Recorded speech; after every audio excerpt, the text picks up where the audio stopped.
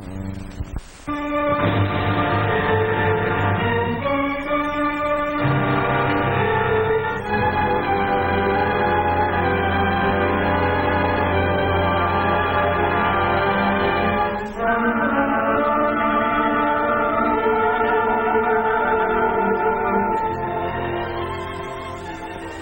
a world where millions are starving, America has become the breadbasket as well as the arsenal of democracy.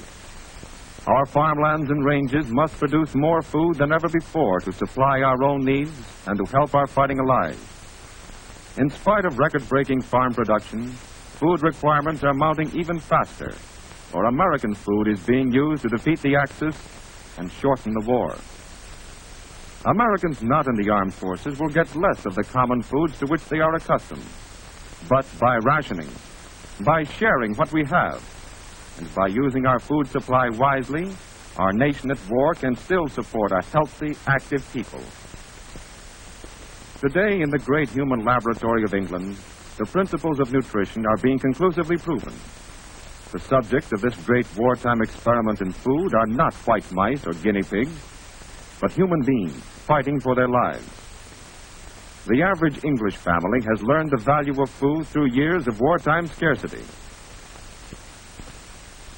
Cheese and eggs have been rationed, and the supply of butter is limited to 2 ounces a week. But the English have learned to substitute.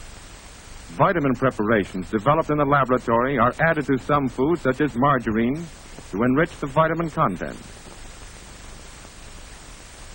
Foods such as the English wheatmeal loaf, dried peas, beans, and cereals have been recognized as nerve conditioners at a time when iron nerves are needed most.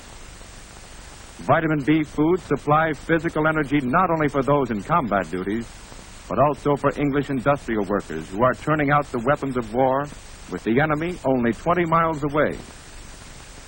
Desk workers, also under strain, need energy foods too. Vitamin D foods such as margarine, herring, and sardines are widely used by adults in England. Cod liver oil and milk are distributed in special rations for children only.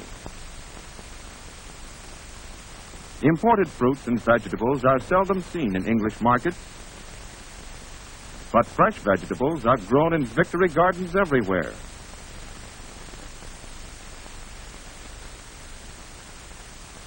Old and young alike are mobilized for the job, so that the home production of food in Britain has almost doubled. Since the outbreak of the war, 6 million additional acres of English soil have been put under cultivation. No patch is too small to start growing. Soldiers, when off duty, tend their own little plots in the shadow of their guns. For them, food is ammunition. A part of the food grown in English victory gardens is contributed to community kitchens, where balanced, nutritious meals are prepared for all. Because they are learning to use their food supply carefully, many people of Britain are better fed today than ever before. We in the United States have not had our food supplies bombed, burned, or torpedoed.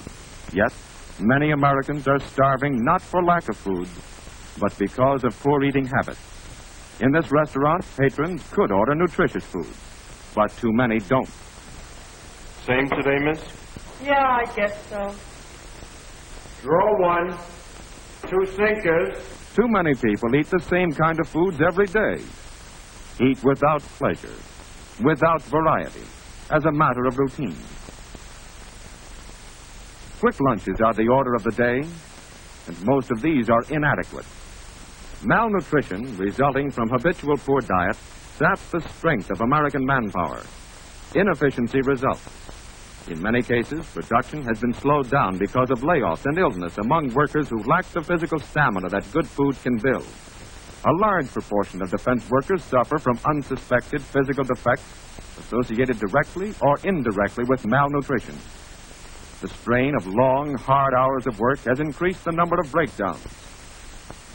In Army induction centers all over the nation, examining doctors found rejectees starved for the foods to give them the steady nerve, the clear eye, the strength of bone and muscle to fight and win a war.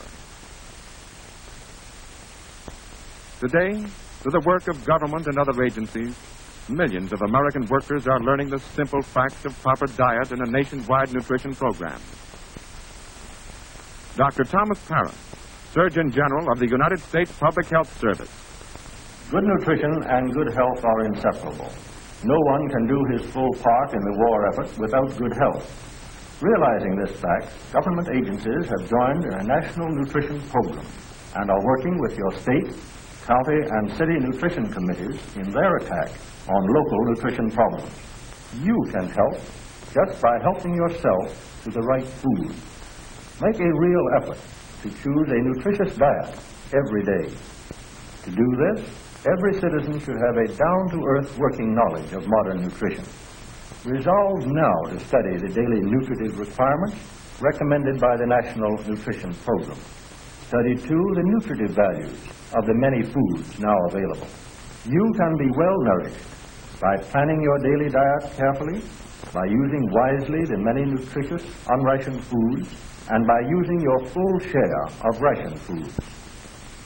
Every one of us must do this, for today we have no choice. War demands that no one waste food. War demands that we use the good foods available to us to build an armor of health. Appetite alone is not a safe guide to good nutrition. To teach the simple facts of good eating, public nutrition classes have been set up in churches, schools, and factories. With wise planning, good meals can be had at low cost. American women are learning how to prepare foods with greatest economy, with least waste of vitamin content, and how to substitute the foods we have for the foods we can't get.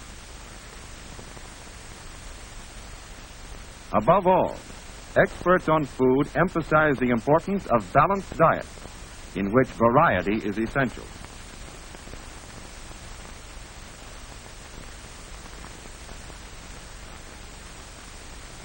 Every American worker should have 3 square meals each day, including food such as milk and foods made with milk, eggs or other protein foods, and vitamin B foods such as cereal and whole wheat or enriched white bread. A good breakfast is important, but on the job, the worker's lunch pail must supply the necessary energy for the rest of the working day. Sandwiches of meat or peanut butter can be made more appetizing if fresh lettuce is included. Fresh fruits are valuable additions to the worker's noonday meal.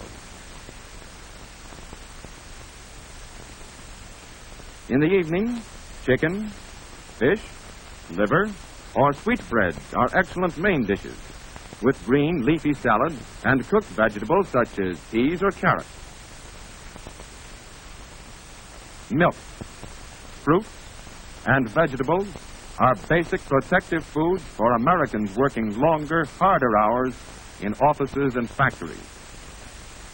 To keep up health and morale, many war plants have set up central food kitchens to prepare appetizing, nutritious meals for the men who build the ships and make the guns. Whole wheat and enriched white bread are used in sandwiches with cheese, peanut butter, and different kinds of meat. The average worker needs twice as much green vegetables and fruits as he now consumes. So on the menu of most kitchens are vegetables such as carrots, spinach, cauliflower, and lima beans, and other inexpensive and often overlooked dishes such as squash, parsnips, and hot soups and stews, rich in many food essentials. Good food can increase the worker's efficiency on the job, reduce accidents, waste, and absenteeism due to inadequate diet. The men of our armed forces eat 1/4 more food than they did in civilian life. And in the same way, workers transferring to war jobs from less strenuous work need better food and more of it. At work or at home, in restaurants and cafeterias, in their selection of foods, American workers choose the way to good or to poor health, build or undermine the strength of our nation. Eventual victory in this war may depend on what we eat. And given the national will to do it, we can build here in America a tougher, more vigorous nation. a nation with better morale and greater strength of mind than the world has ever known. Food can build a new America.